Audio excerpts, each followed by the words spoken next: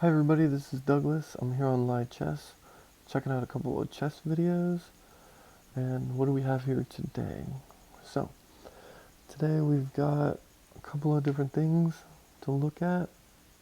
I see the rook here, and I see their queen on C, protecting their knight on F6. Okay, I've got my bishop with my rook, kind of lining that up. And then got my queen. I can take his knight there, but I would be dropping my queen because of his, or he could take my bishop. Okay, if you want to pause the video here, I think I've got it figured out.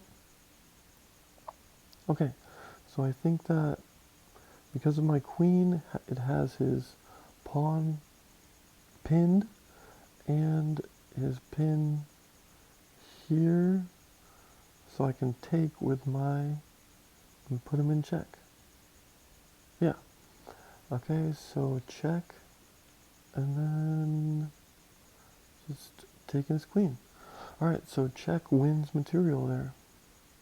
Alright, next one. So I've got, again, a pin, it looks like. But he's got his knight there. So, what would that do? Check. And then, so is this move order? Taking in the right order? What would I win here? Check. If he could just take with his rook, I wouldn't be winning anything. What else? Not a lot of options there. So that is a pin, actually.